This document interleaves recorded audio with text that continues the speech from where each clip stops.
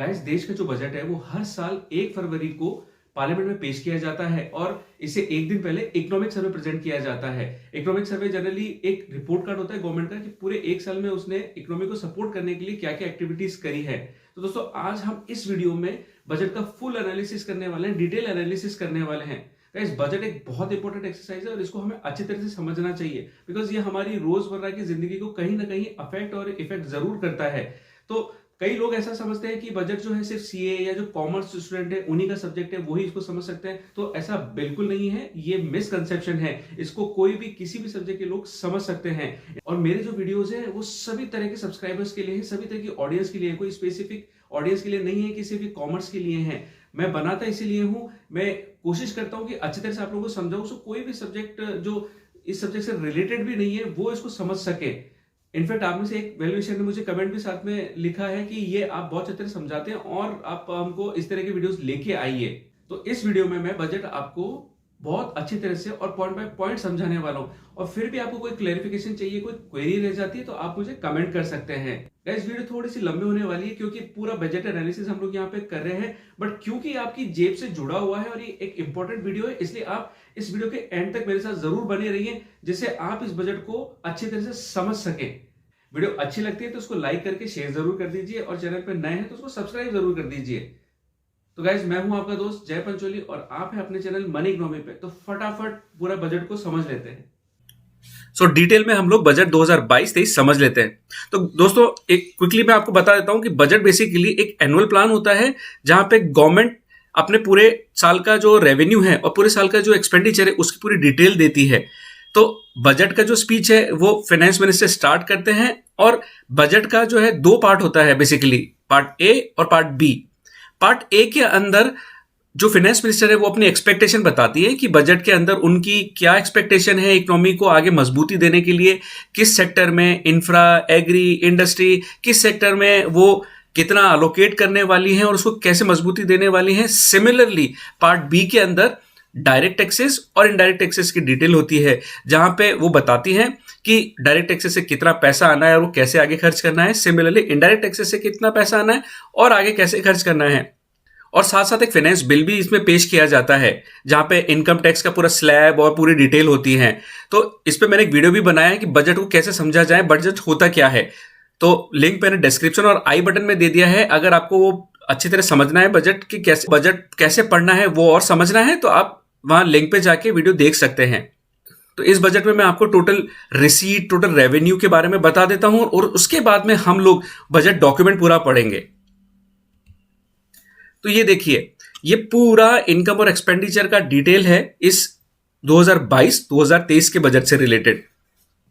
तो अगर आप यहां पे देखेंगे तो ये येलो कलर का बार जो है वो एक्चुअल फिगर्स है 2020-21 के, फिर 2021-22 के बजट एस्टिमेट है ये ऑरेंज, देन आपका जो लाइट रेड जिसको बोल सकते हैं वो 21-22 का रिवाइज एस्टिमेट है गवर्नमेंट का, और जो डार्क रेड है या मरून बोल सकते हैं ये 2022-23 इसके फिगर्स है।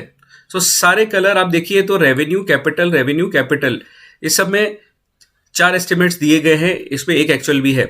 तो लेफ्ट साइड में रिसीट्स है यानी कि क्या इनकम हुई, और राइट साइड में एक्सपेंडिचर है कि क्या क्या खर्चे हुए। तो रेवेन्यू में, रिसीट में अगर आप देखेंगे तो रेवेन्यू और कैपिटल रिसीट्स दोनों बता रखी हैं। तो इसको आगे समझने से पहले हम पहले ये समझें कि रेवेन्यू और कैपिटल रिसीट्स होती क्या है। तो रेवेन्यू रिसीट दोस्तों, गवर्नमेंट जब भी टैक्सेस से या अपने रूटीन इंटरेस्ट से जो इनकम कमाती है वो आपकी रेवेन्यू रिसीट्स हो गई, जो रूटीन में जो इनकम आती है। और कैपिटल रिसीट जो है वो गवर्नमेंट की बोरोइंग्स हैं, अपने उनकी फॉरेन बोरोइंग आती हैं, राइट, ये एक चीज है। एक्सपेंडिचर में भी आप देखेंगे तो रेवेन्यू और कैपिटल एक्सपेंडिचर है। तो रेवेन्यू एक्सपेंडिचर में अगेन गवर्नमेंट जो रूटीन रेकरिंग एक्सपेंस खर्च करती है, फॉर एग्जांपल सैलरीज उन्होंने दी या लोन पे उन्होंने इंटरेस्ट वगैरह जो पे किया वो आपके रेवेन्यू एक्सपेंडिचर में आ गया। और कैपिटल एक्सपेंडिचर में आ गया गवर्नमेंट का जो इंफ्रास्ट्रक्चर के ऊपर, या गवर्नमेंट एक बड़ा जो खर्चा करती है कैपेक्स जिसको बोलते हैं, कैपेसिटी एक्सपेंशन। सो देश के कैपिटल एसेट जो बनाती है, बेसिकली डैम बना दिए या एग्रीकल्चर के लिए बहुत बड़ी स्कीम लेके आ गई। सो इस तरह के जो एक्सपेंडिचर है वो कैपिटल एक्सपेंडिचर कहलाते हैं। तो 2022-23 का जो बजटरी एस्टीमेट है वो 22 लाख करोड़ का रेवेन्यू है और 17,40,000 करोड़ का कैपिटल रिसीट्स है। तो ये टोटल मिला के 39,40,000 करोड़ के आसपास हो जाता है। तो इतना ही गवर्नमेंट एक्सपेंडिचर बता रही है, लेकिन 22 लाख करोड़ के अगेंस्ट में जो 22 लाख करोड़ की रेवेन्यू रिसीट है उसके अगेंस्ट में जो रेवेन्यू एक्सपेंडिचर है वो 31,94,000 करोड़, ऑलमोस्ट 32 लाख करोड़ के एक्सपेंडिचर बता रही है रेवेन्यू एक्सपेंडिचर। और जो कैपिटल रिसीट्स हैं 17,40,000 करोड़, उसके अगेंस्ट में गवर्नमेंट 7.5 लाख करोड़ का एक्सपेंडिचर कर रही है। जो मेजर खर्चा है टोटल बजट का वो आपके रेवेन्यू एक्सपेंडिचर में जा रहा है। बट अब यहां पे जो क्रिटिकल चीज है वो समझने की ये है कि आप देखिए 2020-21 का जो एक्चुअल कैपिटल एक्सपेंडिचर है वो 4,26,000 करोड़ रुपए था, जो इस बजट में 7,50,000 करोड़ कर दिया है। और लास्ट बजट एस्टिमेट में वो 5.5 लाख करोड़ था। तो मैं अगर लास्ट बजट के एस्टिमेट से भी इसको कंसिडर करूं तो गवर्नमेंट ने 35% इंक्रीमेंट दिया है कैपिटल एक्सपेंडिचर को।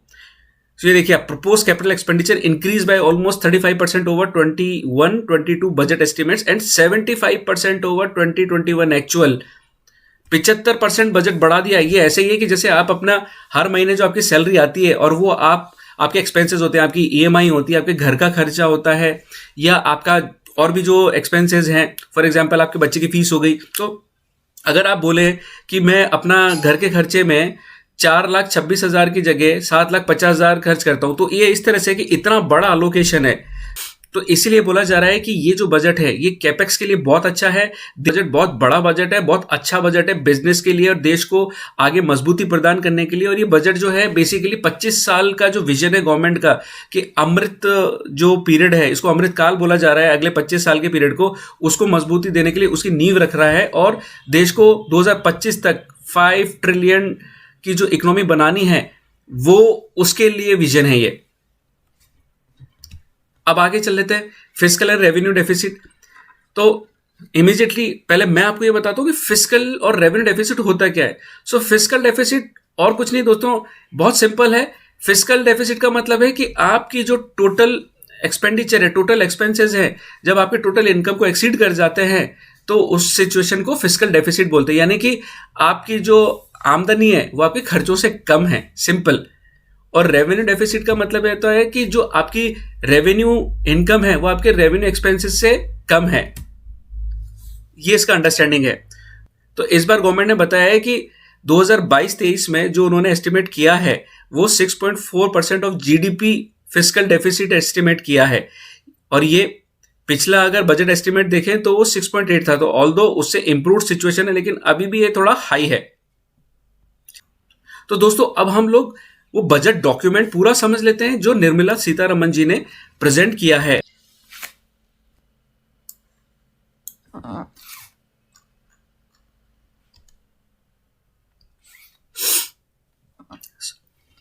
सो ये है बजट डॉक्यूमेंट जो फाइनेंस मिनिस्टर श्रीमती निर्मला सीतारमण जी ने प्रेजेंट किया था पार्लियामेंट में।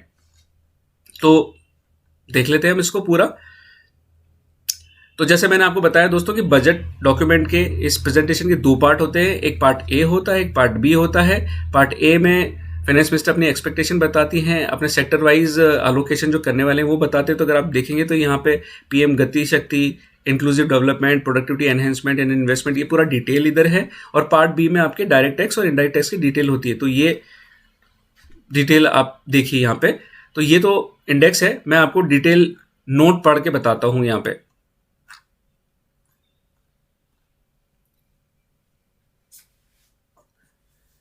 Speech of Nirmala Sitharaman, minister of finance.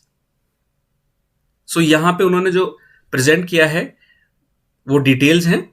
यहां पे उन्होंने इंट्रोडक्शन दिया है और पूरा डिटेल बताया है। उन्होंने बोला है the overall sharp rebound and recovery of the economy is reflective of our countries strong resilience.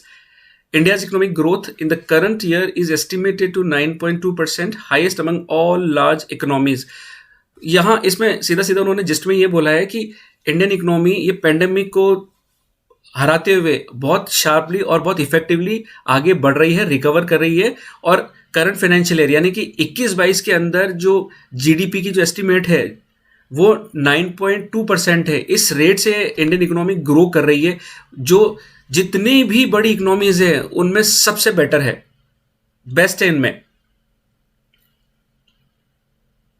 Then एक क्रिटिकल जो अनाउंसमेंट वो करती है, बोल रही है कि वी आर मार्किंग आजादी का Amrit Mahotsav and have entered into अमृत काल the 25-year long leap to India at 100.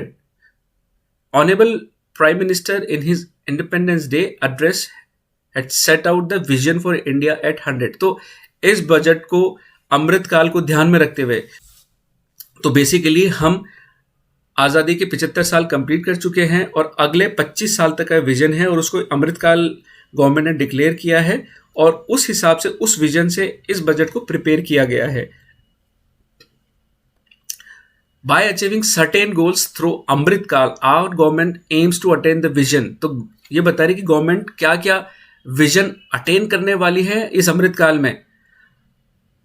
तो गाइज मैंने पहले ही आप लोगों को जो क्रिटिकल पॉइंट है उनको येलो हाईलाइट कर दिया है सो दैट इसको आप बेहतर तरीके से समझ सके। So complementing the macro economic level growth focus with a micro economic level all inclusive welfare focus. So macro economy और माइक्रो इकोनॉमी यानी कि इकोनॉमी के बड़ा लेवल और जो निटिग्रिटीज जो छोटे लेवल पे जो इकोनॉमी का पार्ट है उन सबको प्रॉपर साथ में समाहित करते हुए आगे हमको अचीवमेंट करना है अपनी ग्रोथ का। Promoting digital economy and fintech technology enabled development, energy transition and climate action. Digital economy और फिनटेक टेक्नोलॉजी, एनर्जी, क्लाइमेट को ध्यान में रखते हुए आगे हमको इकोनॉमी का ध्यान रखना है और उसको आगे प्रमोट करना है, ग्रोथ करनी है। Relying on virtuous cycle starting from private investment with public capital investment. एक पब्लिक पार्टनरशिप का प्रोसेस है वो आगे बढ़ाएंगे और उसके थ्रू देश का डेवलपमेंट करेंगे। Since 2014, our government focus has been on empowerment of citizens, especially the poor and marginalized. तो यहाँ पे फाइनेंस मिनिस्टर बोल रही हैं कि 2014 से ही इस गवर्नमेंट का जो सबसे बड़ा लक्ष्य रहा है वो सिटीजन्स को अपने एम्पावर करना, अपने देशवासियों को और भी ज़्यादा हाथ में उनके राइट देना और उसमें से भी खासकर जो गरीब हैं और जो निचले तबके से आते हैं उन लोगों को ज़्यादा पावर देना, उन लोगों को ज़्यादा सक्षम बनाना। This budget seeks to lay the foundation and give a blueprint to steer the economy over Amrit Kal of the next 25 years from India at 75 to India at 100. तो जैसे इन्होंने अपने इनिशियल ओपनिंग स्पीच में भी बोला कि ये जो बजट है ये इंडिया के अमृत काल का जो 25 साल का पीरियड है उसकी ये नींव रखता है। पूरा ब्लूप्रिंट तैयार किया गया है और अगले 25 साल इंडिया को कैसे ग्रो करना है वो इस चीज में बताई गई है। The initiative of the last year's budget have been significant progress and have been provided with adequate allocation in this budget as well. Last year जो बजट में इनिशिएटिव लिए गए थे उनमें अच्छा खासा काम हो रहा है और उनके अंदर इस साल भी तरीके से और अच्छी तरह से और अलोकेशन किया गया है। The strengthening of healthcare infrastructure, speedy implementation of the vaccination program and the nationwide resilient response to the current wave of the pandemic are evident for all. तो देश का जो हेल्थ इंफ्रास्ट्रक्चर है, जो देश की मेडिकल फैसिलिटीज है और उसका जो वैक्सीनेशन का जो इम्प्लीमेंटेशन है वो बहुत अच्छे तरीके से हो रहा है और हम ये देख भी रहे हैं कि करंट जो कोविड वेव है उसको भी हम अच्छी तरह से टैकल कर रहे हैं। The productivity linked incentive in 14 sectors for achieving the vision of the Atmanirbhar Bharat has received excellent response with the potential to create 60 lakh new job and an additional production of 30 lakh crores during next 5 years. तो finance minister यहाँ पे ये भी बता रही है कि जो प्रोडक्टिविटी लिंक इंसेंटिव है 14 सेक्टर में गवर्नमेंट ने देश को आत्मनिर्भर भारत करने के लिए अनाउंस किया था और उसका बहुत ही अच्छा रिजल्ट आ रहा है, जहां पे उसके अंदर पोटेंशियल है कि वो 60 लाख नई जॉब क्रिएट करेंगे और साथ साथ देश को 30 लाख करोड़ का प्रोडक्शन देंगे अगले 5 साल में, यानी कि 6 लाख करोड़ पर ईयर के हिसाब से। तो प्रोडक्टिविटी लिंक इंसेंटिव क्या है दोस्तों कि गवर्नमेंट ने 14 सेक्टर्स को एक टारगेट दिया था कि अगर आप इस स्लैब के अंदर या इतना प्रोडक्शन अचीव कर लेते हैं तो फिर आपको एक इंसेंटिव दिया जाएगा गवर्नमेंट की तरफ से। वो इंसेंटिव क्या होगा कि गवर्नमेंट आपको टैक्स वेव कर देगी, या आपको गवर्नमेंट की ड्यूटी नहीं लगेगी, या आप जो भी टैक्स आपने पे किए हैं वो आपको रीइंबर्स हो जाएंगे। तो पीएलआई का मतलब वो है। 11th point, towards implementation of the new public sector enterprise policy, the strategic transfer of ownership of Air India has been completed. Government ये बता रही है कि जो गवर्नमेंट ने public sector enterprise policy adopt करी थी उसको इंप्लीमेंट करते हुए एयर इंडिया की जो ओनरशिप थी उसका जो डिसइन्वेस्टमेंट था वो कर दिया गया है। एयर इंडिया के जो नए ओनर हैं वो टाटा हैं। वो प्रोसेस कंप्लीट हो गई है। The strategic partnership for NINL Neelachal Ispat Nigam Limited has been selected. जो नीलांचल इस्पात निगम लिमिटेड है उसका भी डिसइन्वेस्टमेंट प्रोसेस ऑलमोस्ट कंप्लीट होने वाला है। उसके लिए स्ट्रेटेजिक पार्टनर जिसको ये आगे सेल हो रही है वो पार्टनर इन्होंने डिसाइड कर लिया है, वो फ्रीज हो गया है। The public issue of the LIC expected shortly. तो LIC का IPO बहुत जल्द आने वाला है, इनफैक्ट इसी फाइनेंशियल ईयर में आने वाला है। और जो दूसरे गवर्नमेंट के इनिशिएटिव है वो प्रोसेस में है for financial year 22-23। The national bank for financing infrastructure and development NABFID and national asset reconstruction company have commenced there activity. तो लास्ट बजट में जो गवर्नमेंट ने घोषणाएं करी थी कि एक NABFID और एक national asset reconstruction company, basically national asset reconstruction company और कुछ नहीं है, एक बेड बैंक जो गवर्नमेंट ने डिक्लेयर किया था, ये एग्जिस्टेंस में आ चुकी है और उन्होंने अपना काम भी शुरू कर दिया है। Honourable speaker sir, Budget 2021-22 had provided a sharp increase in the provision for the public investment और capital expenditure. फाइनेंस मिनिस्टर यहाँ बोलते हैं कि लास्ट ईयर का जो बजट था उसमें भी पब्लिक इन्वेस्टमेंट या कैपिटल एक्सपेंडिचर को फोकस दिया गया था। This budget continues to provide impetus for growth. और ये वाला जो बजट है वो भी ग्रोथ को फोकस करता रहेगा। It lays a parallel track of a blueprint for Amritkaal. तो ये अमृतकाल के लिए ब्लूप्रिंट तैयार करता है, जैसे इन्होंने स्टार्टिंग में बताया। This shall be guided by PM Gati Shakti and be benefited by the synergy of the multi model approach. This will directly benefit our youth, women, farmers, the scheduled caste and scheduled tribes. ये हमारे युवा, हमारे देश की जो महिलाएं हैं, जो फार्मर्स हैं, जो शेड्यूल्ड कास्ट और शेड्यूल्ड ट्राइब्स के जो हमारे लोग हैं, उनको ये डायरेक्टली बेनिफिट करेगा। And big public investment for model infrastructure readying for India 100। और जो इतना बड़ा जो पब्लिक एक्सपेंडिचर हम करने वाले हैं, जो प्रपोज किया है, वो देश जब 100 साल का हो जाएगा उसके लिए पूरा रेडी करेगा। This shall be guided by PM Gati Shakti and benefited by the synergy of the multi model approach. तो इसके अंदर सबसे बड़ा जो योगदान रहेगा वो PM गति शक्ति का रहेगा। ये एक स्कीम है, वो आगे मैं आपको बताऊंगा। And be benefited by the synergy of multi model. और multi model approach government accept करेगी या अडॉप्ट करेगी, उसकी सिनर्जी से भी ये बेनिफिट होगा। Moving forward on this parallel track we lay the following 4 priorities. तो गवर्नमेंट ने 4 प्रायोरिटीज डिफाइन करी है। फर्स्ट, PM गति शक्ति। सेकेंड, इंक्लूसिव डेवलपमेंट, मतलब सभी का विकास। Productivity enhancement and investment, sunrise opportunity, energy transition and climate action. तो यहाँ पे उत्पादन की क्षमता बढ़ाना, इन्वेस्टमेंट बढ़ाना, जो सनराइज अपॉर्चुनिटी यानी कि जो नए सेक्टर डेवलप हो रहे हैं उनको और ज्यादा प्रोत्साहित करना, एनर्जी ट्रांजिशन जो एनर्जी सेक्टर है उसको प्रमोट करना, और क्लाइमेट पे भी साथ साथ एक्शन लेना सो दैट एनवायरनमेंट का भी ध्यान रखा जा सके।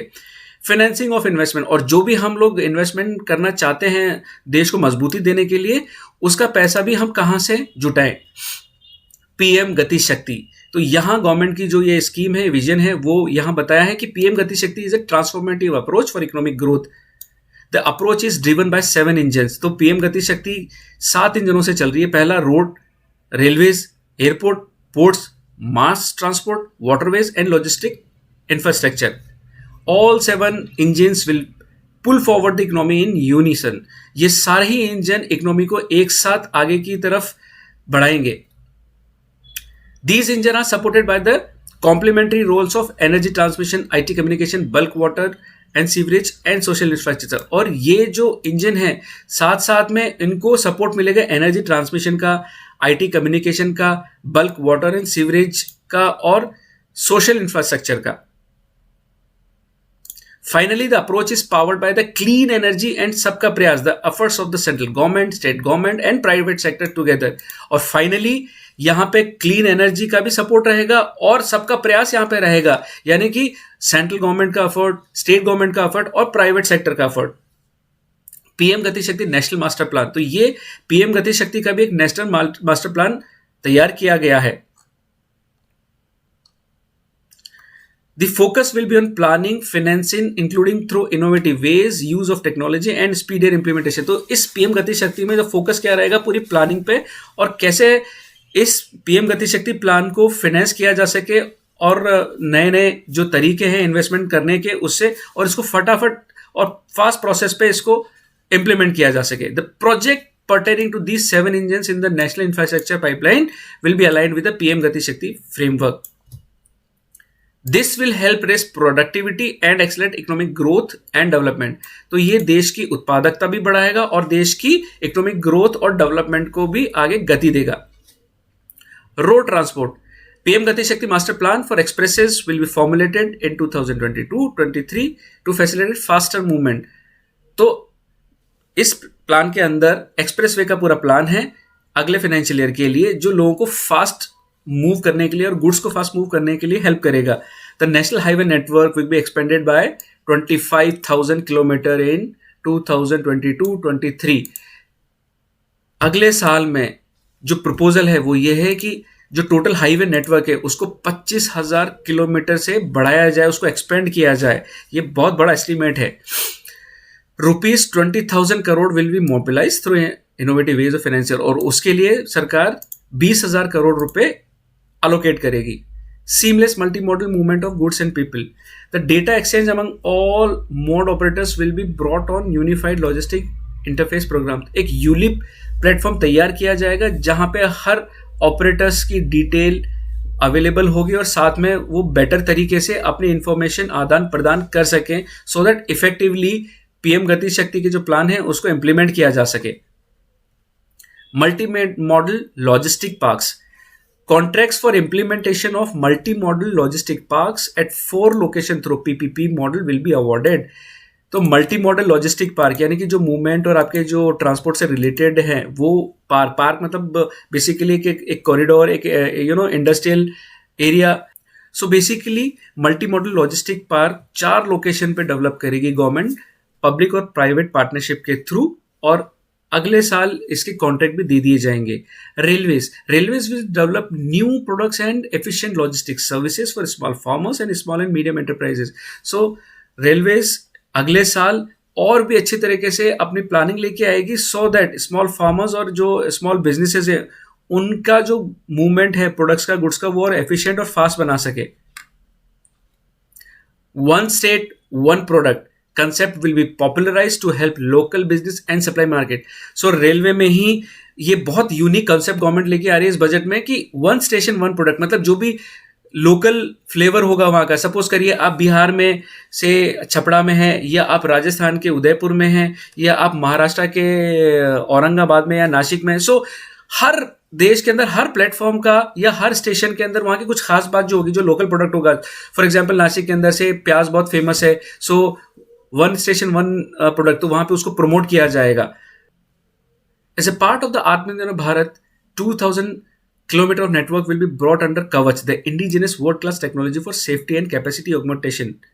400 new generation Vande Bharat trains with better energy efficiency and passenger riding experience will be develop. तो यहाँ पे 2,000 किलोमीटर का एक नेटवर्क किया जाएगा उस कवच स्कीम के तहत, जो पूरा इंडिजीनियस यानी कि इंडिया की खुद की डोमेस्टिक जो टेक्नोलॉजी डेवलप हुई है उसके बेसिस पे डेवलप किया जाएगा. 400 वंदे भारत नई ट्रेनें लॉन्च की जाएंगे अगले 3 सालों के अंदर.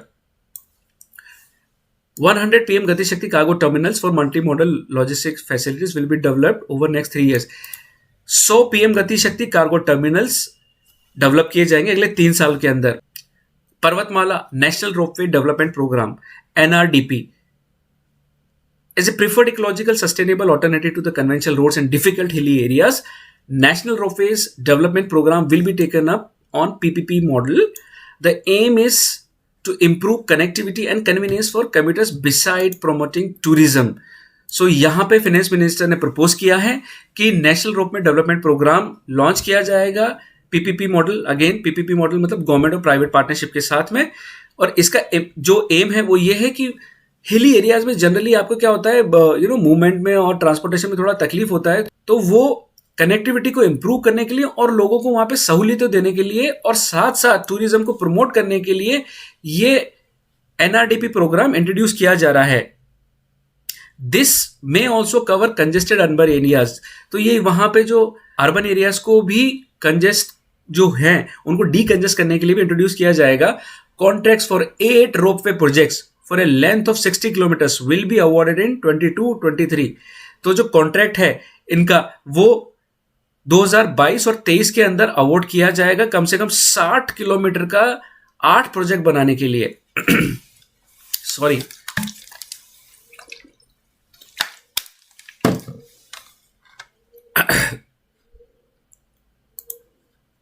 कैपेसिटी बिल्डिंग फॉर, तो हम थोड़ा और स्पीड बढ़ा लेते हैं। मैं आपको सिर्फ जो मेन पॉइंट है वही कवर करवाता हूं।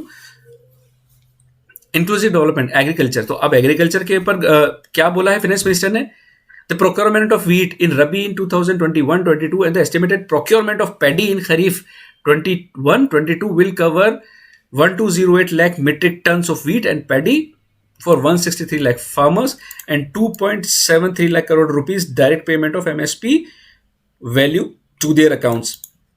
तो बेसिकली ये बताया है कि फाइनेंशियल ईयर 21-22 है, यहाँ पे रबी और पैडी की जो क्रॉप है वो करीब 1200 लाख मीट्रिक टन गवर्नमेंट ने परचेस किया है 163 लाख फार्मर्स से, और उनके अकाउंट में एमएसपी प्राइस के तहत जो पेमेंट किया है वो 2,37,000 करोड़ रुपए का किया है। Chemical free natural farming will be promoted through out the country with focus of farmers land in 5 kilometre wide corridor along river Ganga at the first stage. ये भी एक इंट्रोड्यूस किया गया है कि केमिकल फ्री नेचुरल फार्मिंग को promote किया जाएगा। जो रिवर गंगा है उसके 5 किलोमीटर के दायरे में जो भी किसान आते हैं वहां पे, तो फर्स्ट स्टेज में वहां से शुरू होगा और आगे गवर्नमेंट फिर डिक्लेयर करेगी और कहां कहां इसको कवर करेगी। 2023 has been announced as the International Year of Millets, तो 2023 को international years of millets declare किया गया है, तो गवर्नमेंट उसको भी प्रमोट करेगी। To reduce our dependence on import of oil seeds, comprehensive scheme to increase domestic production of oil seeds will be implemented।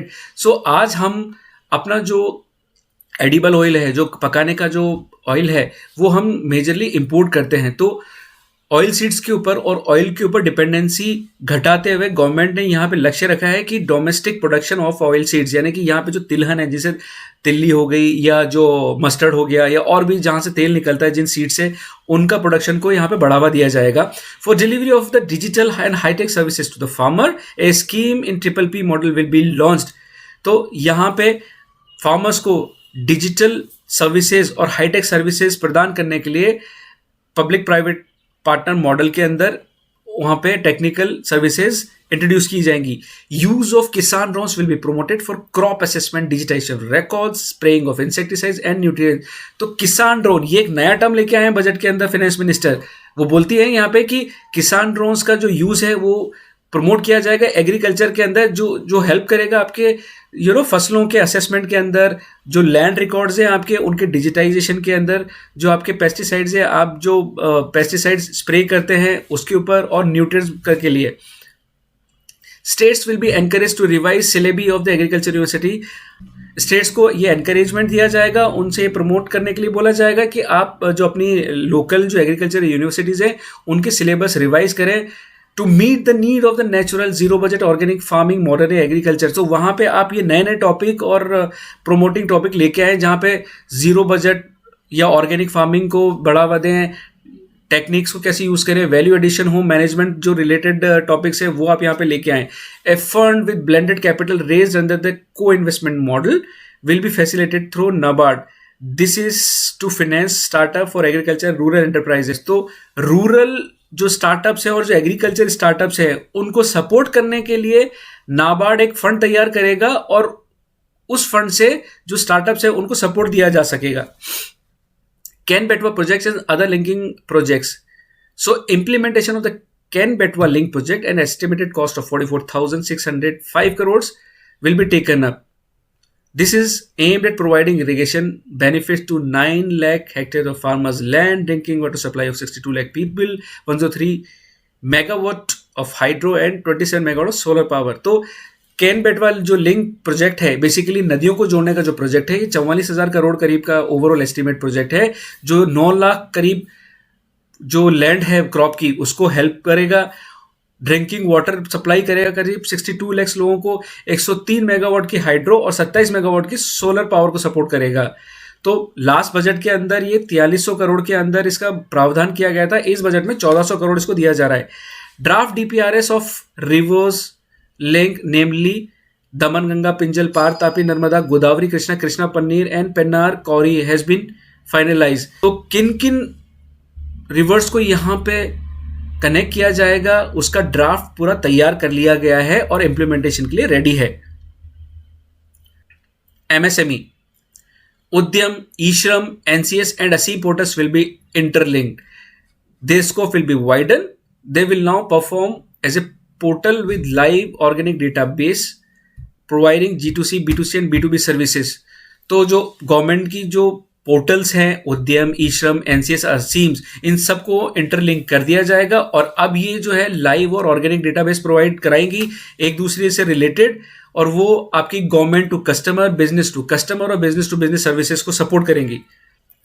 Emergency Credit Line Guarantee Scheme ECLGS has provided much needed additional credit to more than 130 lakh MSME. Emergency Credit Line Guarantee Scheme जो है इसने 1,30,000 MSMEs को support किया है, credit provide कराने में मदद करी है, उनको इस एडवर्स इफेक्ट पेंडेमिक टाइम में, इस महामारी के टाइम में सेल थ्रू करने में हेल्प करी है. The hospitality and related services specially those by the micro and small enterprises are yet to regain their pre-pandemic level.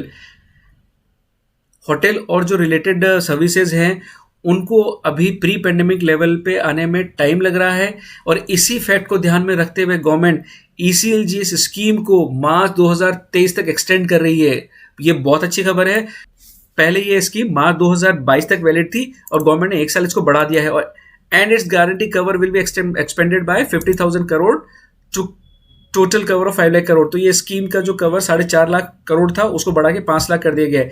तो ये भी बहुत अच्छी न्यूज़ है. गवर्नमेंट ने इसका जो कवर है, मतलब ओरिजिनली जब लॉन्च की गई थी तब 3 लाख करोड़ का ये पूरा इसका कवर था इस स्कीम का, जो भी 5 लाख करोड़ हो गया है. और हॉस्पिटलिटी इंडस्ट्री के लिए specifically separate amount year mark कर दिया जाएगा, सेट असाइड कर दिया जाएगा. The Credit Guarantee Trust for Micro and Small Enterprises CGTMSE will be revamped with required infusion of funds. इस स्कीम को पूरी तरह से रिवैम्प कर दिया जाएगा और उसमें अगर और भी फंड का रिक्वायरमेंट है वो भी इन्फ्यूज किया जाएगा. This will facilitate additional credit of 2 lakh crore for micro and small enterprises. और ये माइक्रो और स्मॉल एंटरप्राइजेज जो छोटे छोटे दुकानदार होते हैं, रिटेल ट्रेडर्स होते हैं, उनको सपोर्ट करने के लिए 2 लाख करोड़ रुपए का जो आगे डिसबर्स करने का प्रावधान किया गया है यहाँ पे, और साथ साथ ही एम्प्लॉयमेंट अपॉर्चुनिटी को भी प्रमोट करेगा. Raising and accelerating MSME performance programme with outlay of 6,000 crore over 5 years will be roll out. एक नई स्कीम जिसका नाम है रैम, वो आगे रोल आउट की जाएगी, जिसका जो साइज होगा वो 6,000 करोड़ रुपए का होगा और वो 6,000 करोड़ अगले 5 साल में यूटिलाइज किए जाएंगे. This will help the MSME sector to become more resilient, competitive and efficient. और ये एमएसएमई सेक्टर को और ज़्यादा सुदृढ़ बनाने के लिए, और ज़्यादा कॉम्पिटिटिव और एफिशिएंट बनाने के लिए इंट्रोड्यूस की गई है. Skill development, skilling programs and partnership with the industry will be reoriented to promote continuous skilling avenues, sustainability and employability. The national skill qualification framework will be aligned with dynamic industry needs. National skill qualification framework introduce किया जा रहा है, जो कि industry की needs को, आज जो नए नए चेंजेस होते जा रहे हैं इंडस्ट्री में, चाहे वो सर्विस इंडस्ट्री है चाहे मैन्युफैक्चरिंग इंडस्ट्री है, तो उनकी नीड को ध्यान में रखते हुए यहाँ पे अलाइन किया जाएगा. Digital ecosystem for skilling and livelihood, the Desh stack e portal will be launch. तो एक नेशनल स्किलिंग एंड लिवलीहुड से रिलेटेड नई पोर्टल लॉन्च की जाएगी जिसका नाम होगा देश स्टैक ई पोर्टल. इसका एम क्या है? To empower citizen to skill, reskill and upskill through online training. तो इसमें देश के हर नागरिक को जो चाहेगा यहाँ पे अपने आप को स्किल या रीस्किल करना या नए नए स्किल सीखने के लिए, तो ऑनलाइन ट्रेनिंग यहाँ पे मिलेगी. Startup will be promoted to facilitate Drone Shakti through varied application and for drone as a service. In select ITIs in all the states, the required courses for skilling will be started. Startup जो है उनको drone शक्ति के through help किया जाएगा, उनको drone startups को promote किया जाएगा यहाँ पे. और इन सेलेक्ट ITIs जो और भी जो स्टेट्स हैं उनके कुछ एक चुनिंदा जो ITIs है वहाँ पे इसकी ट्रेनिंग भी दी जाएगी. Universalization of the quality education due to pandemic induced closure of the school. Our children, particularly in the rural areas and those from the scheduled castes and scheduled tribes and other weaker section, have lost almost 2 years of formal education. Pandemic की वजह से, इस महामारी की वजह से, Covid की वजह से हमारे देश के बच्चों ने 2 साल फॉर्मल एजुकेशन के गंवा दिए हैं. मतलब पढ़ाई तो करी है बट वो ऑनलाइन है और एकदम नया मॉडल था. और ख़ासकर जो रिमोट एरियाज़ में जो बच्चे हैं या जो रिमोट एरियाज़ में जो गवर्नमेंट स्कूल के बच्चे हैं उनके पास में ऑनलाइन की फैसिलिटीज़ ऑलमोस्ट नेग्लिजिबल थी. सो उस चीज़ को ध्यान में रखते हुए एक नया क्वालिटी एजुकेशन इम्प्लीमेंटेशन यहाँ गवर्नमेंट प्रपोज कर रही है. वो क्या है, आगे पढ़ते हैं. Mostly these childrens are in government school. We recognize to need to impart the supplementary teaching and to build a resilient mechanism for education delivery. Sorry. For this purpose, one class, one TV channel program of PM E-Vidya will be expanded from 12 to 200 TV channel. तो government ने यहाँ पे लक्ष्य रखा है कि one class one channel, एक class का एक टीवी चैनल होगा. ये PM E-Vidya के थ्रू इस स्कीम को फर्दर एक्सपेंड किया जाएगा. जहां पे करंटली 12 चैनल चल रहे हैं वहां पे ऐसे 200 चैनल बनाए जाएंगे. And this will enable all states to provide supplementary education in regional languages. So यहाँ पे हर स्टेट को सपोर्ट प्रदान किया जाएगा कि फर्स्ट से 12th स्टैंडर्ड के जो बच्चे हैं उनको पढ़ाई जो है इस टीवी चैनल्स के माध्यम से दी जाएगी रीजनल लैंग्वेजेस में.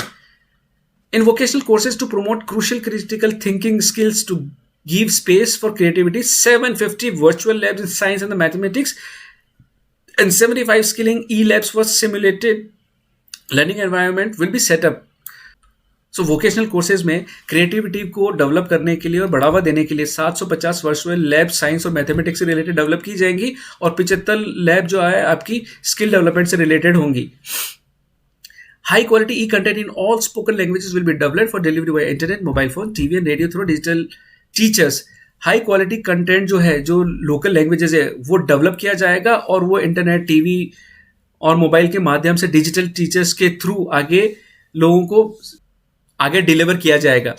ए competitive mechanism for development of the quality e content by teachers will be set up to empower and equip them with digital tools of teaching. एक कॉम्पिटिटिव मैकेनिज्म डेवलप किया जाएगा e content का so that वो teacher को empower कर सके और उनको हेल्प कर सके बेटर लर्निंग आउटकम के लिए. डिजिटल यूनिवर्सिटी, ये भी बहुत एक अच्छा अनाउंसमेंट है. A digital university will be establish for world class quality universal education with personalised experience at the doorstep. This will be made available in different languages and ICT formats. The university will be built on networked hub spoke model. एक digital university establish की जाएगी जो world class quality education आगे लोगों को देगी और ये जो यूनिवर्सिटी है हब एंड स्पोक मॉडल पे काम करेगी ये, और इसकी जो एजुकेशन है वो रीजनल लैंग्वेजेस में दी जाएगी. सो इस बजट में जो अभी तक हमने पढ़ा है तो रीजनल लैंग्वेजेस पे बहुत फोकस किया गया है. जो एजुकेशन है उसके अंदर हर रीजनल लेवल को कमांड किया गया है. Ayushman Bharat digital mission, an open platform for national digital health ecosystem will be rolled out. It will consider digital registries of the health providers and health facilities, unique health identity, consent framework, universal access to health. तो basically ये बताया गया है यहाँ पे कि national digital health ecosystem roll out किया जाएगा जिसमें health provider, health facility, health identity और यूनिवर्सल जो फैसिलिटीज़ हैं उनकी डिटेल होगी इसके अंदर. National tele mental health programme, ये भी बहुत एक अच्छा प्रोग्राम गवर्नमेंट ने लॉन्च का प्रावधान किया है. A national tele mental health programme will be launched. This will include a network of 23 tele mental health centres of excellence. तो पैंडेमिक में जो लोगों को परेशानी हुई, लोग अपने अपनों को बहुत लोगों ने खोया है यहाँ पे और लोग अवसाद में गए हैं, तो उसी चीज़ को ध्यान में रखते हुए गवर्नमेंट एक national tele mental health programme launch कर रही है यहाँ पे, और वहाँ पे 23 ऐसे tele mental health centre of excellence establish किए जाएंगे और उसके थ्रू लोगों को सेवाएं दी जाएंगी।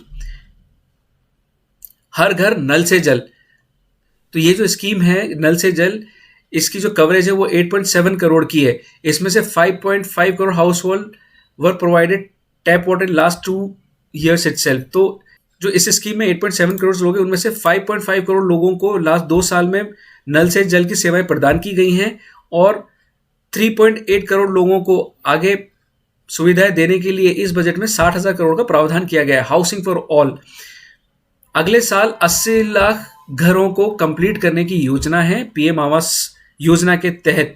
उसके लिए 48,000 करोड़ अलग से अलोकेट किए जा रहे हैं इस बजट में। The central government will work with the state governments for reduction of time required for land and construction related approvals for promoting affordable housing for middle class and economical weaker section in urban areas. So government state government के साथ में मिलके एक ऐसा framework तैयार करेगी so that जो time लगता है लैंड को अक्वायर करने में और कंस्ट्रक्शन कंप्लीट करने में, उन परेशानियों को खत्म किया जा सके। Prime minister development initiative for north east region, a new scheme of Prime Minister Development Initiative Northeast, basically PM Divine, will be implemented through Northeast council. तो नॉर्थ ईस्ट के डेवलपमेंट को बढ़ावा देने के लिए पीएम डिवाइन स्कीम इंप्लीमेंट की जाएगी north east council के थ्रू। इस स्कीम के अंदर इनिशियली 1500 करोड़ आगे दिए जाएंगे इस काउंसिल को, और ये क्या हेल्प करेगा, ये enable the livelihood activities for youth and women filling the gaps in various sector. तो ये लोगों को, वहाँ के युवाओं को, वहाँ के महिलाओं को और शक्ति प्रदान करेगा, वहाँ पे उनकी आजीविका का साधन हेल्प करेगा वहां पे बढ़ाने के लिए। Vibrant village programme, border villages with sparse population, limited connectivity in infrastructure often get left out of the development games. So जो बॉर्डर विलेजेस है उनको सुविधाएं प्रदान करने के लिए ये एक प्रोग्राम लॉन्च कर रही है गवर्नमेंट, जहां पे बॉर्डर विलेजेस में क्या है, जनरली कनेक्टिविटी भी लो रहती है और थोड़ी पॉपुलेशन भी कम रहती है। तो these activities will include construction of village infrastructure, housing, tourist centre, road connectivity, provision of decentralized renewable energy, direct to home access of Doordarshan and educational channels and support for the livelihood. तो basically border areas को support करने के लिए, वहाँ के infra को, वहाँ की पढ़ाई को, वहाँ की रोड कनेक्टिविटी के कम्युनिकेशन को इंप्रूव करने के लिए स्कीम लॉन्च की गई है। Any time anywhere post office saving, 2022 में 100% of 1.5 lakh post office will come on the core banking system enabling financial inclusion. तो 1.5 लाख पोस्ट ऑफिस को सीबीएस कोर बैंकिंग सिस्टम से जोड़ दिया जाएगा, और उसका फायदा ये होगा कि आज आप तमिलनाडु में कोई आपकी ब्रांच है और अगर आप ट्रैवल कर रहे हैं जयपुर में, तो आप अपना ट्रांजैक्शन यहाँ करिए, चेक या इशू करिए, पैसा यहाँ निकाल सकते हैं। सो सारी ब्रांचेस आपस में जुड़ी हुई हैं जनरली बैंक्स की, लेकिन पोस्ट ऑफिस के साथ ऐसा नहीं है। तो पोस्ट ऑफिस को भी इसी सुविधा के तहत लाने के लिए सीबीएस इंट्रोड्यूस की जा रही है। Digital banking.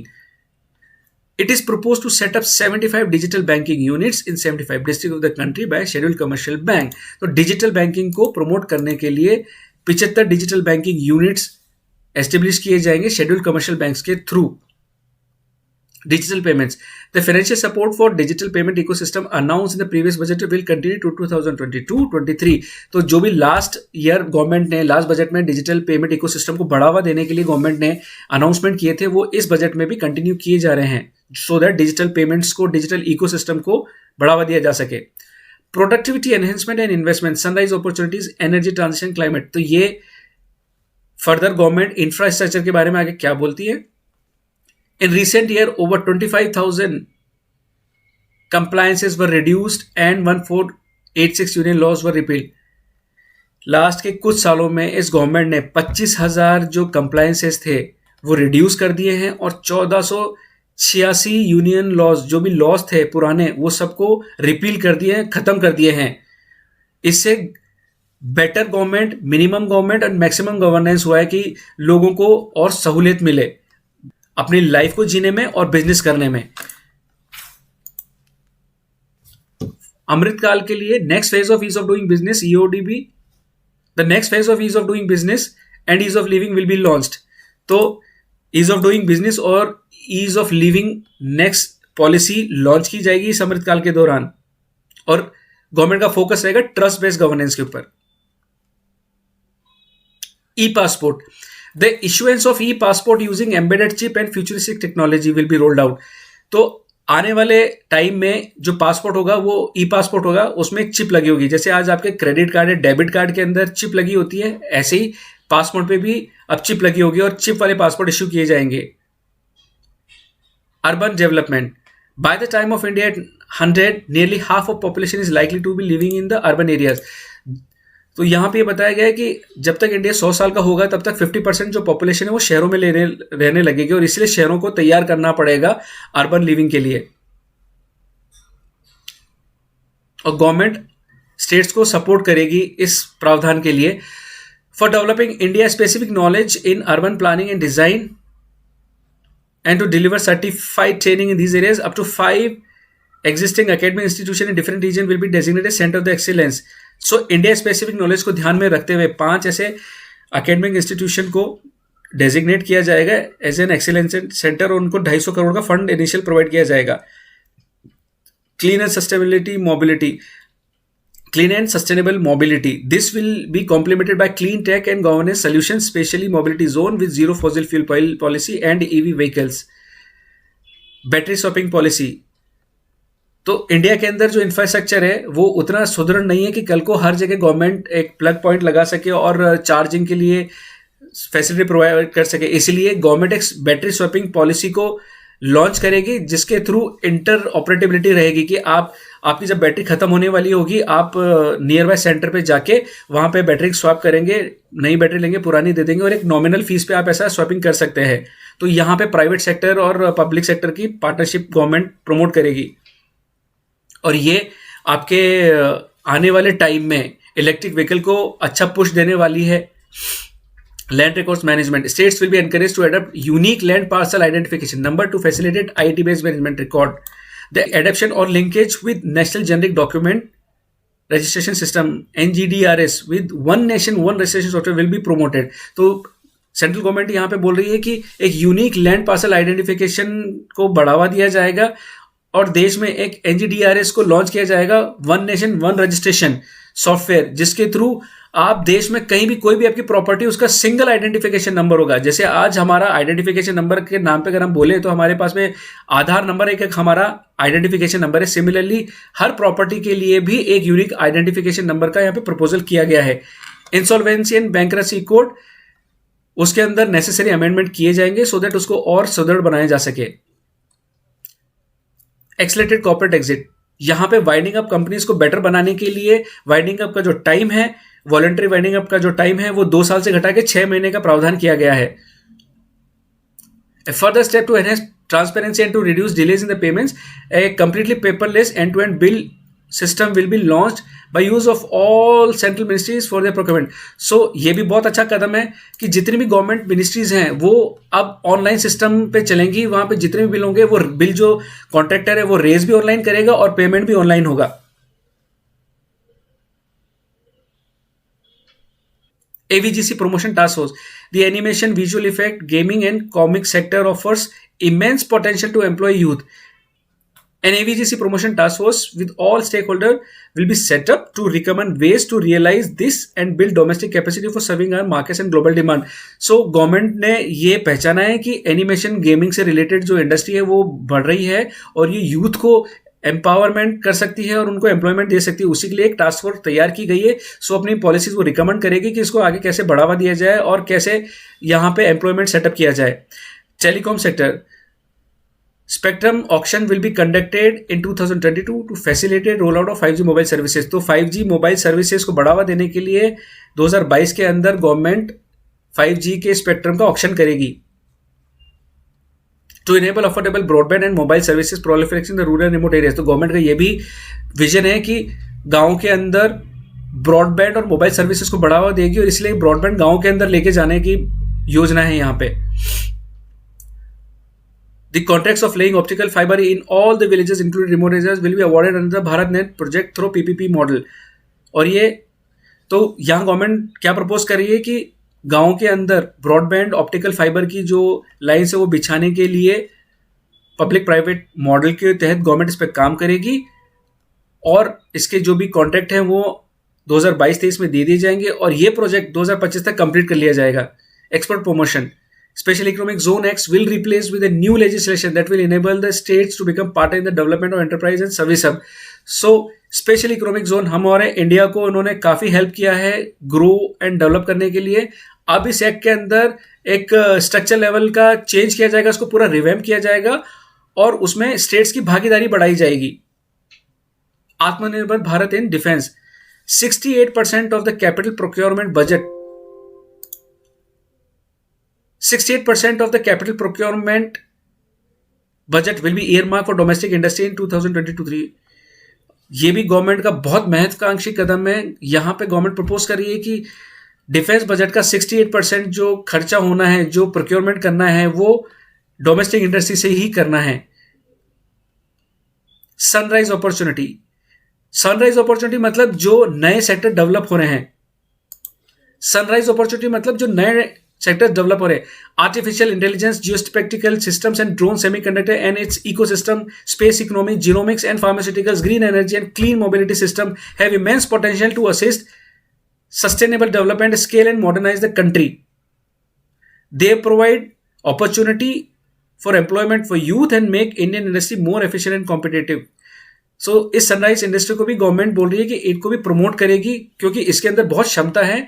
अपने इंडिया के जो युवा हैं उनको आगे बढ़ाने के लिए, उनको एम्प्लॉयमेंट देने के लिए. Solar power. For the ambitious goal of 280 gigawatt of installed capacity by 2030, an additional allocation of 90,500 crore PLI for manufacture is proposed. So government का लक्ष्य है कि 2030 तक 280 गीगावाट सोलर एनर्जी प्रोड्यूस करे और उसके लिए 19,500 करोड़ का PLI लिंक्ड बजट प्रावधान यहाँ किया गया है.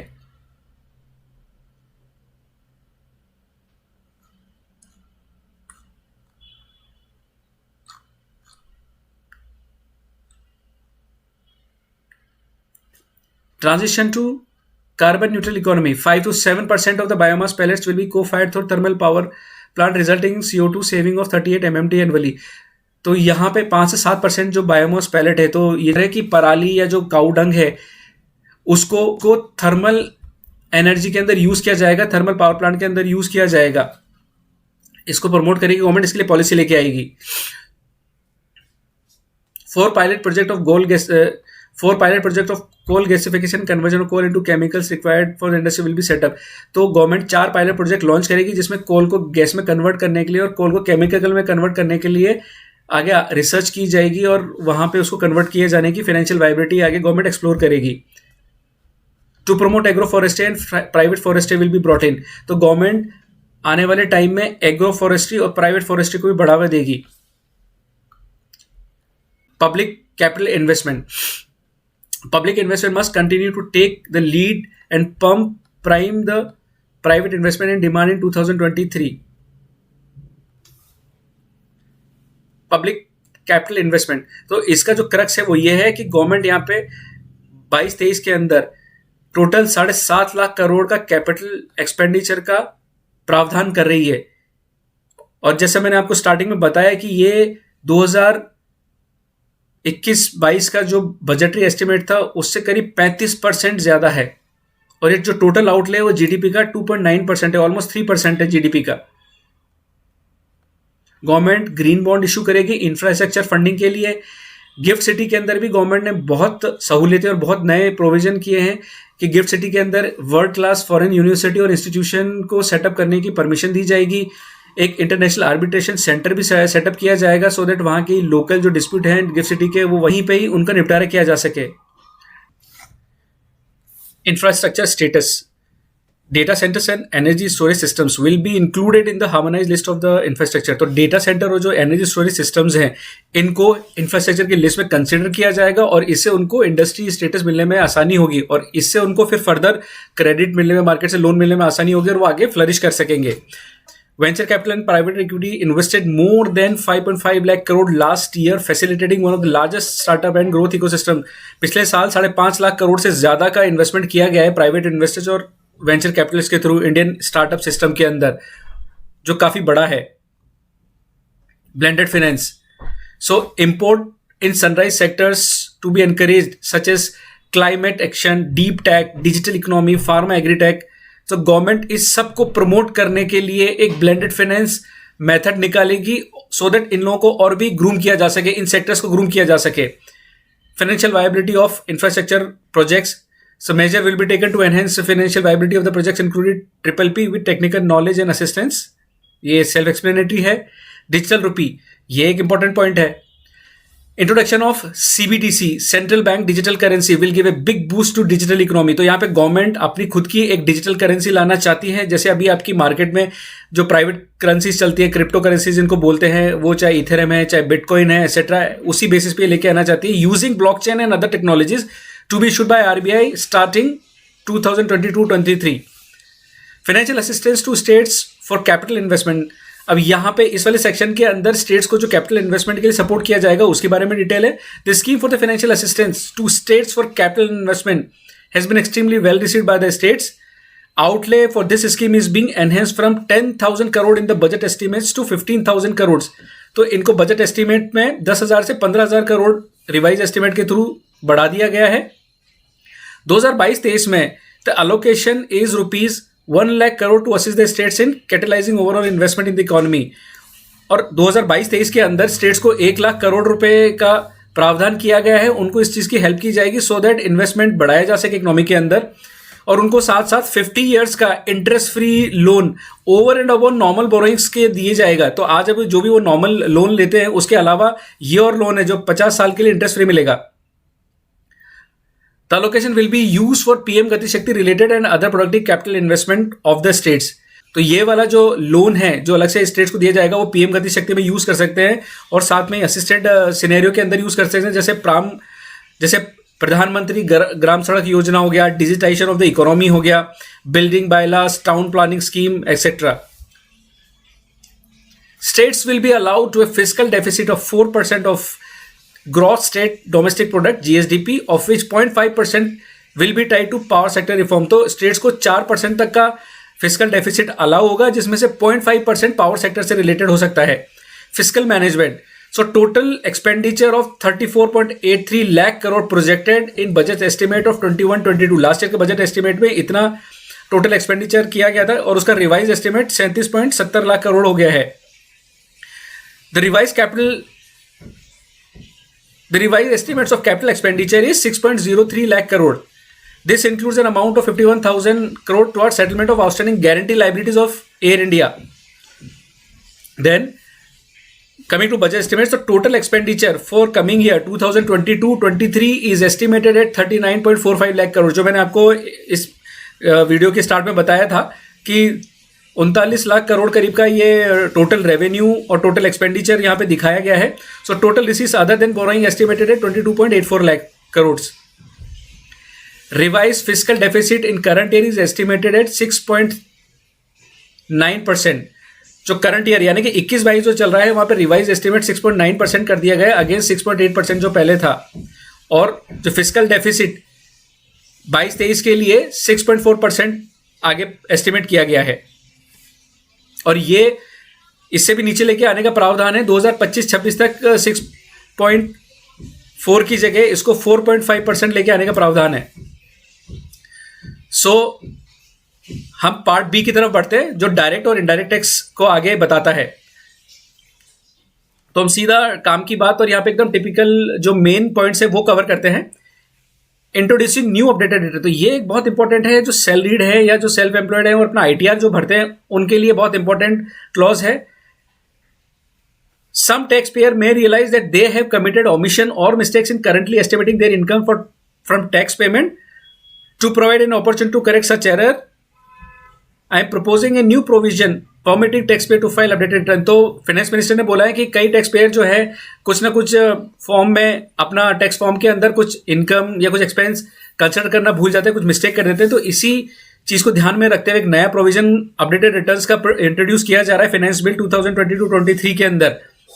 तो गोइंग फॉरवर्ड इस रिवीजन और इस प्रोविजन के थ्रू वो लोग अगले 2 साल तक अपने ITR अपडेट कर सकते हैं. सो ये मोटा मोटा इसलिए इंट्रोड्यूस किया है प्रोविजन क्योंकि एक ये एनुअल इनकम स्टेटमेंट गवर्नमेंट ने इंट्रोड्यूस किया है. तो अभी इनकम टैक्स डिपार्टमेंट से लोगों को एनुअल इनकम स्टेटमेंट मिलने लग गया है। तो वो पहले क्या था, 26 ईयर्स के अंदर जो कैपिटल गेन वगैरह की इन्फॉर्मेशन नहीं आती थी, वो भी ये नए स्टेटमेंट में आने लग गई है। तो कई लोगों को एकदम पता लगने लग गया कि अरे ये इनकम भी डिक्लेयर होने लग गई है। सो इसलिए काफी लोग इस चीज को ध्यान में रखते हुए भी इस चीज की मांग कर रहे थे कि हमको ये पता ही नहीं था और हमको एक प्रोविजन और एक सिनेरियो देना चाहिए इस तरह का फाइलिंग के लिए। Then reduce minimum alternate tax and surcharge for cooperative. तो कोऑपरेटिव के लिए भी जो मिनिमम ऑल्टरनेट टैक्स है और जो सरचार्ज है वो कम कर दिया गया है और ये एट पार विद कंपनीज लिए आया गया है। To provide a level playing field between cooperative society and the companies, rate for the cooperative societies is also 15%। तो उनको 15% पे कर दिया गया है minimum alternate tax. Further to reduce the surcharge on cooperative society from 12 to 7% for those who having an annual income of 1 crore and up to 10 crore. तो जिन भी कोऑपरेटिव सोसाइटी की इनकम 1 से 10 करोड़ के बीच में है, उनके लिए सरचार्ज 12 की जगह 7% लगेगा। सो ये कोऑपरेटिव सोसाइटीज को रूरल एरियाज में और भी फ्लरिश करने के लिए हेल्प करेगा और उनकी इनकम भी बढ़ाएगा और एम्प्लॉयमेंट गारंटी भी जनरेट करेगा। Tax relief to persons with disabilities, ये भी एक अच्छा प्रोविजन लेके आए हैं। द पेरेंट्स और guardian of a differently able person can take an insurance scheme for such person. So currently इस प्रोविजन में क्या होता है कि जो पेरेंट या जो गार्जियन है, डिफरेंटली एबल पर्सन यानी दिव्यांगजन जो है, उनकी हेल्प, उनका रख रखाव, भरण पोषण करते हैं, तो वो अपने रहते हुए करते हैं। और डिफरेंटली एबल दिव्यांगजनों को जो पेंशन है या एन्युइटी है वो उनके एक्सपायर होने के बाद ही शुरू होती है। बट जरूरत ये भी देखी गई कि उनके रहते रहते भी दिव्यांगजनों को कुछ पैसे की जरूरत पड़ती है, क्योंकि एकदम काफी लोड पड़ जाता है पेरेंट या गार्जियन के ऊपर इसका। सो उसी चीज को यहाँ पे फाइनेंस मिनिस्टर बोल रही है कि I propose to thus allow the payment of annuity and lump sum to differently able dependent during the lifetime of the parents and guardian। यानी कि उनके जिंदा रहते रहते भी उनको इस स्कीम के थ्रू, इस प्रोविजन के थ्रू पेंशन या एन्युटी मिलेगी। Parity between employees and the state government, तो सेंट्रल गवर्नमेंट अभी 14% कंट्रीब्यूट करता है अपने एनपीएस में, एम्प्लॉय के एनपीएस में, लेकिन स्टेट गवर्नमेंट के अंदर ये 10% है। सो अभी जो डिफरेंस है, स्टेट गवर्नमेंट तो 10% के बाद ही टैक्सेबल होना शुरू हो जाता है, जबकि सेंट्रल गवर्नमेंट का जो कंट्रीब्यूशन है एम्प्लॉइज का वो 14% के बाद होता है। तो यहीं पे पैरिटी लाते हुए प्रपोज किया है कि स्टेट गवर्नमेंट का भी 14% तक का जो कंट्रीब्यूशन होगा स्टेट गवर्नमेंट एम्प्लॉइज का एनपीएस में, वो भी टैक्स फ्री होगा। इंसेंटिव्स फॉर स्टार्टअप्स, तो स्टार्टअप्स के लिए भी बहुत अच्छा इंसेंटिव डिक्लेयर किया गया है। जो टैक्स इंसेंटिव स्कीम थी, 10 में से जो पहले 3 साल उनको टैक्स इंसेंटिव दिए जा रहे थे, उसकी जो अवधि है वो और 1 साल बढ़ा दी गई है और वो मार्च 2023 तक उनको एलिजिबिलिटी है उस चीज़ की कि सपोज करो कोई नया स्टार्टअप आता है तो उसको अगले 10 सालों में से पहले 3 साल जो होंगे उनमें उनको टैक्स इंसेंटिव मिलेगा, उनको टैक्स फाइल नहीं करना पड़ेगा। तो ये स्कीम से मार्च 2022 तक थी तो उसको बढ़ा के मार्च 2023 तक कर दिया है। तो ये स्टार्टअप के लिए भी गुड न्यूज़ है। Incentives for newly incorporated manufacturing entities, जो नई मैन्युफैक्चरिंग एंटिटीज है उनको भी बेनिफिट यहाँ पे दिया गया है कि जो भी नई मैन्युफैक्चरिंग इंडस्ट्री लगती है तो उसको कंसेशनल जो टैक्स रेट है 15% के हिसाब से उसको टैक्स देना होगा। तो ये स्कीम भी बढ़ा के 2024 तक कर दी गई है। यानी कि इस बीच में जो भी नई कंपनियां फ्लोट होती हैं उनको 2024 तक 15% की रेट से टैक्स देना है, जो आज करीब अगर कॉर्पोरेट टैक्स है वो 25% की रेट से है।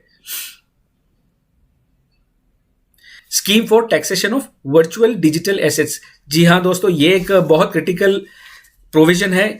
यहां पे फाइनेंस मिनिस्टर 30% का फ्लैट टैक्स रेट प्रपोज कर रही हैं वर्चुअल डिजिटल एसेट के ऊपर, यानी कि जो आपकी क्रिप्टो करेंसीज होती है उसके ऊपर। अब यहाँ पे आप देखिए, यहाँ पे क्रिप्टो नाम नहीं लिया गया, यहाँ पे वर्चुअल डिजिटल एसेट्स लिया गया है। इसका मतलब आपकी क्रिप्टो करेंसी के अलावा कोई और भी डिजिटल एसेट्स होते हैं जिसके थ्रू आपको इनकम होती है एक्स्ट्रा, वहां पे भी आपको 30% टैक्स लगेगा। तो ऐसा नहीं कि कल को सपोज करो कोई डिजिटल क्रिप्टो का नाम चेंज करके कुछ और फॉर्मेट में डिजिटल एसेट्स लेके आते हैं तो वो एग्जेम्प्ट नहीं, तो इसीलिए डिजिटल एसेट्स का नाम यूज किया गया है। और कोई भी किसी तरह का एक्सपेंडिचर अलाउंस अलाउ नहीं होगा जब ये इनकम निकालेंगे। और यहाँ पे सेट ऑफ द लॉसेस भी इसी तरह की इनकम से होगा, किसी और हेड ऑफ द इनकम से नहीं होगा। और यहाँ पे चोरी बचाने के लिए, कर चोरी बचाने के लिए टीडीएस का भी प्रावधान किया गया है। सो TDS on payment made in relation to transfer of virtual assets at the rate of 1%, और ये 1% की रेट से इस पर TDS कटेगा। Gift of virtual digital assets is also propose to be tax, अगर कोई गिफ्ट भी देता है कोई किसी को तो भी वो भी टैक्सेबल होगा in the hands of the recipient जिसको गिफ्ट मिलेगा। Tax incentive to IFSC to provide the income of a non resident income from offshore derivative instrument. तो IFSC जो है उसके अंदर कोई भी अपनी इनकम जनरेट कर रहा है डेरिवेटिव्स के थ्रू या ऑफशोर बैंकिंग के थ्रू, इंटरेस्ट के थ्रू, तो वो वाली इनकम उनकी टैक्स से एग्जेम्प्ट होगी। ये नया प्रावधान दिया गया है। सरचार्ज का रैशनलाइजेशन किया गया है। The member in the consortiums are generally companies. In such cases the income of these AOPs has to suffer a graded surcharge up to 37%। So अभी क्या होता है कि जब वर्क कॉन्ट्रैक्ट लेते हैं तो वहां पे आपको कंजोर्शियम बनाना पड़ता है। तो कंजोर्शियम जैसे आप बनाते हो तो आपको सरचार्ज लगता है 37% पे, तो वो सरचार्ज गवर्नमेंट घटा के 15% पे ले आई है। ये भी एक अच्छी खबर है कि आपका करंटली क्या होता है कि इक्विटी शेयर या म्यूचुअल फंड से जो सरचार्ज लगता है लॉन्ग टर्म कैपिटल गेन पे वो 15% लगता है, लेकिन जो दूसरे लॉन्ग टर्म कैपिटल गेन है उन पे सीधा 37% का सरचार्ज लगता है। तो गवर्नमेंट उस वाले सरचार्ज को भी 37 की जगह ना करके 15% का सरचार्ज प्रपोज कर रही है। सो ये भी अच्छी खबर है। Classification in relation to health and education cess as business expenditure. So government ने यहां पे क्लेरिफाई किया है कि जो भी हेल्थ और एजुकेशन सेस है, आपकी इनकम टैक्स के साथ में जो ये सेस लगता है, it is not a deductible expenditure, आपके बिजनेस एक्सपेंडिचर नहीं माना जाएगा और इस पे कोई आपको रिलीव नहीं होगा। उसमें से आप उसको डिडक्ट करके अपना प्रॉफिट कम नहीं कर सकते हैं। Deterrence against tax evasion. Tax evasion को बंद करने के लिए, उस पर नकेल कसने के लिए यहां पे फाइनेंस मिनिस्टर बोलते हैं to provide that no set off any loss shall be allowed against undisclosed income detected during search and survey operation. की सपोज करो आपने पहले इनकम डिक्लेयर नहीं करी थी, आपके यहाँ पे रेट पड़ी, सर्वे हुआ और पता लगा कि आपके अनडिस्क्लोज इनकम है, आपका 2 नंबर का पैसा मिला, काला धन मिला। तो ऐसा नहीं कि वो काला धन में आप अगर टैक्स पे करते हो तो आप सफेद हो जाएंगे, आपको उस पर टैक्स तो पे करना ही पड़ेगा, लेकिन गोइंग फॉरवर्ड आगे से आपको उसके अंदर आपके कोई बिजनेस एक्सपेंसेस वगैरह कुछ भी सेट ऑफ करने को आपको ऑप्शन नहीं है, वो खत्म कर दिया है। सीधा जितना भी वो टैक्स आपको, जितना भी काला धन दिखेगा वो पूरा टैक्सेबल होगा, उसमें कोई बिजनेस एक्सपेंडिचर अलाउड नहीं होगा। रैशनलाइजिंग टीडीएस प्रोविजन, इसमें क्या प्रोविजन लेके आ रही है गवर्नमेंट कि अगर 20,000 से ऊपर का कोई भी बेनिफिट कोई भी कंपनी अपने एजेंट्स वगैरह को देती है, कि जैसे उनको वो फॉरेन ट्रिप करवा देते हैं, क्रूज का ट्रिप करवा देते हैं या उनको कहीं घुमाने भेज देते हैं, तो अगर 20,000 से ऊपर का कोई भी खर्चा होता है तो उस पर उनको टीडीएस काटना पड़ेगा। तो ये इस तरह की चीज़ों एक्टिविटीज़ पे शायद गवर्नमेंट ने नकेल कसने के लिए या रोक लगाने की स्तर से किया गया है, सो दैट पब्लिक मनी का दुरुपयोग रोका जा सके। अब आ जाते हैं इनडायरेक्ट टैक्सेस। इनडायरेक्ट टैक्सेस मतलब आपका custom, GST etcetera. Although GST जो है आपका स्पेसिफिकली जीएसटी काउंसिल हैंडल करती है, बट यहाँ पे मोटा मोटा एक जनरल इंडिकेटिव इंफॉर्मेशन देती है एफएम। तो स्पेशल इकोनॉमिक जोन के बारे में गया, fully IT driven and function on the custom national portal with the focus of higher facilitation and with only risk based checks will be presented and this reform shall be implemented 30th September 2022। यानी कि अगले 7 महीनों के अंदर ये SEZ का जो act है वो रिवाइज कर दिया जाएगा और उसको मोर आईटी ड्रिवन और उसमें स्टेट्स का पार्टिसिपेशन भी बढ़ा दिया जाएगा। Project imports and capital goods, it is proposed to phase out the concessional rates in capital goods and project imports gradually and apply moderate tariff rate of 7.5%. Certain exemption in advance and machinery that are not manufactured within the country shall continue. So यहाँ पे बोला गया है कि जो concessional rate है capital goods के ऊपर और प्रोजेक्ट इंपोर्ट के ऊपर, वो एक मॉडरेट टैरिफ 7.5% की उस पर कस्टम ड्यूटी लगेगी। A few exemption are being introduced on inputs like mechanized casting, ball screw and linear motion guide to encourage domestic manufacturing को बढ़ावा देने के लिए एग्जेम्पशन मिलता रहेगा। अब आप ये देखिए कि ये पूरे जो अनाउंसमेंट्स आ रहे हैं यहाँ पे बेसिकली डोमेस्टिक कंजम्पशन और डोमेस्टिक प्रोडक्शन को बढ़ावा देने के लिए, आत्मनिर्भर भारत को बढ़ावा देने के लिए ही किया जा रहा है ये जो अभी प्रोविजन हम पढ़ रहे हैं। So review of the custom exemption and tariff simplification, more than 350 exemption entries are propose to be gradually phase out. तो जो अभी गवर्नमेंट ने 350 प्लस जो भी एग्जेम्पशंस दिए हुए हैं करंटली, उनको फेज आउट करने का, यानी कि उनको एकदम बंद करने का गवर्नमेंट सोच रही है जो एग्जेम्पशन अभी तक दे रही थी। उसका रीजन ये है कि गवर्नमेंट चाहती है कि बाहर से इंपोर्ट करने के बजाय, बाहर इंपोर्ट जो कर रहे हैं उस पर ड्यूटी एग्जेम्पशन देने की बजाय यहीं पे उसको प्रमोट करें कि आप यहीं पे बनाओ इन चीज़ों को, हम यहाँ पे आपको बेनिफिट देंगे। क्या बेनिफिट देंगे कि जो नई मैन्युफैक्चरिंग कंपनी, उनका टैक्स वैसे ही 15% कर दिया है 25 की जगह। जो नया कोई शुरू करता है स्टार्टअप के लिए वैसे पहले 3 साल कोई भी टैक्स नहीं है, इस तरह से। Gems and jewellery, custom duty on cut and polish diamond gemstone is being reduced to 5%। Polish diamond और कट डायमंड के ऊपर जो कस्टम ड्यूटी थी वो घटा के 5% कर दी गई है। Chemicals, certain critical chemical namely methanol, acetic acid and heavy feedstock for petroleum refining are being reduced। तो कस्टम ड्यूटी जो है इन वाले केमिकल्स के ऊपर रिड्यूस कर दी गई है, और जो सोडियम साइनाइड वगैरह है वहां पे डोमेस्टिक कैपेसिटी को देखते हुए वहां पे कस्टम ड्यूटी बढ़ा दी गई है।